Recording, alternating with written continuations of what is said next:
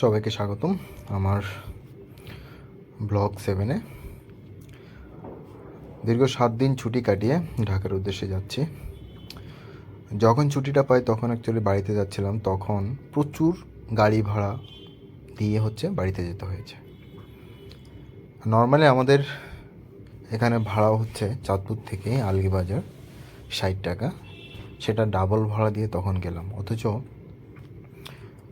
বাড়িতে যাওয়ার পর দেখলাম যে ভোক্তা অধিদপ্তর প্রচুর বাস টার্মিনালে গিয়ে এই বাড়তি ভাড়া নেওয়ার কারণে তাদেরকে প্রচুর জরিমানা করেছে। আসলে সাধারণ মানুষ এই ছুটিটা পায় মূলত তাদের সুখটাকে ভাগ করার জন্য, আনন্দ ঘন মুহূর্তটা যেন তারা পরিবারের সাথে কাটাতে পারে, তখন তারা বাড়িতে যায়।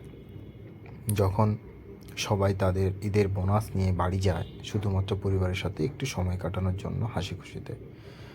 কিন্তু এই যে বাড়তি যে টাকাটা তারা পায় বোনাস হিসাবে, সেই টাকাটা আমি যেটা ভাবতেছি যে তাদের গাড়ি ভাড়াতেই চলে যায়। কারণ ওই সময়টাতে বিভিন্ন পরিবহন মালিকরা ভাড়া দ্বিগুণ করে দেয়।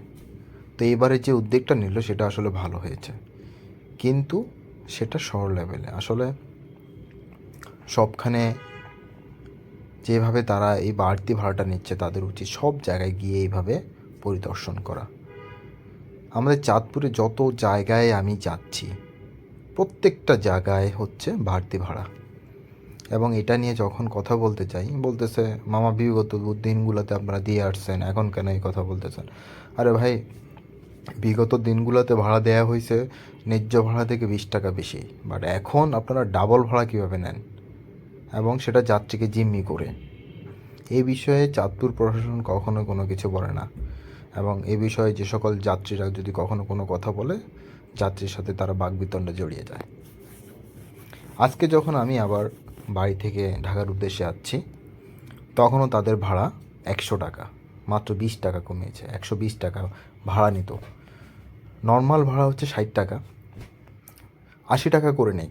যেহেতু আজকে 1 সপ্তাহ পাড়িয়ে গেল, তাহলে 80 টাকা নেই, 60 টাকার জায়গায় 20 টাকা বাড়তি নেই। বাট না, তারা 100 টাকা করে নেবে। অথচ যখন ঈদের জন্য বাড়িতে আসতো তখন 120 টাকা করে নিয়েছে, এখনও 100 টাকা করে নিচ্ছে। তো এই বিষয়ে যখন আজকে সিএনজি ড্রাইভারের সাথে বললাম, তার সাথে আমার কিছুটা বাকবিতণ্ড হলো। তবে সিএনজি ড্রাইভারটা বলে যে মামা কী করবো মানে কি, আপনারা বাকি দিনগুলোতে যে আপনারা যেভাবে লাভ করছেন, তখন কি আপনারা বলছেন এই কথাগুলো যে আমি এত টাকা লাভ করছি মামা, অমুক দিন এত টিপ মারছি? তখন তো বলেন নাই। আজকে যখন বলতেছেন আপনারা খালি আসতেছেন, তো খালি এসে কী হয়েছে? আপনি তো রাস্তায় প্রচুর যাত্রী পাচ্ছেন, আপনাকে কোনো সিএনজি খালি যাচ্ছে টিপ? তখন কোনো কথার উত্তর দিতে পারতেছিল না। তারপরও সে সিন্ডিকেটে খপ্পরে পড়ে, কারণ সে যদি কমে নেয় তাহলে অন্যান্য সিএনজি ড্রাইভারও তার সাথে ঝগড়া তৈরি করবে। সেই কারণে সে 100 টাকা ভাড়া নিয়েই তার সিএনজিটা স্টার্ট করলো। আর লঞ্চে যখন এসে বসলাম, লঞ্চের ভাড়া 190 টাকা, সেখানে 180 টাকা করা হয়েছে। অথচ ট্রেনে যাই, সেখানে ভাড়া আপনার সবসময় একই থাকে। শুধুমাত্র এই সিএনজি অটোগুলা জায়গা ভেদে তারা এইভাবে ভাড়াগুলো বাড়িয়ে নিচ্ছে। এই বিষয়টা নিয়ে কখনোই চাঁদপুর প্রশাসন এই বিষয়ে কখনো তাদের কোনো কিছু বলে না। যদি বলতো তাহলে তারা কখনো এভাবে বাড়তি ভাড়াটা নিত না। আমি এই ভিডিওর মাধ্যমে বলতে চাচ্ছি যে আপনারা আগামী যে ঈদটা আসতেছে, সেটাকে উপেক্ষা করে আপনারা এই বিষয়টা নিয়ে পদক্ষেপ নিন। কারণ সাধারণ যাত্রীরা এভাবে আর সহ্য করতে পারছে না। বিগত দিনগুলোতে যা হয়েছে, বাট আগামী দিনগুলোতে যেন এরকম না হয়।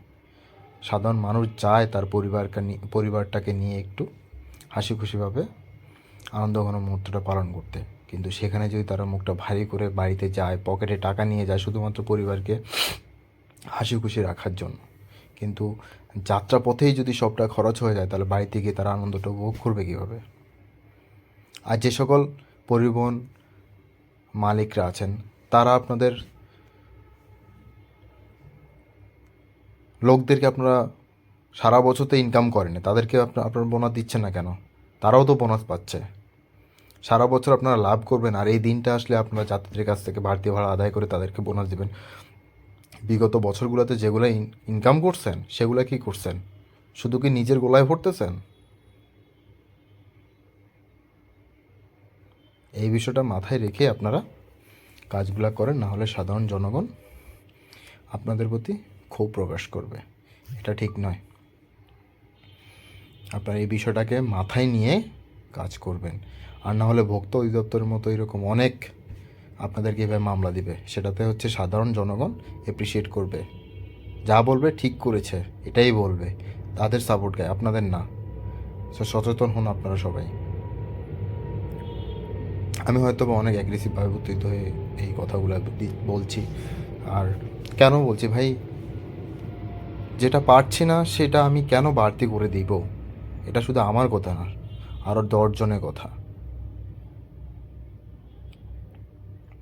আজকে দেখুন, আমরা লঞ্চে আসছি, প্রচুর যাত্রী, সেখানে তারা তো বাড়তি ভাড়া দেয় না, তারা ঢাকা থেকে খালি যাচ্ছে।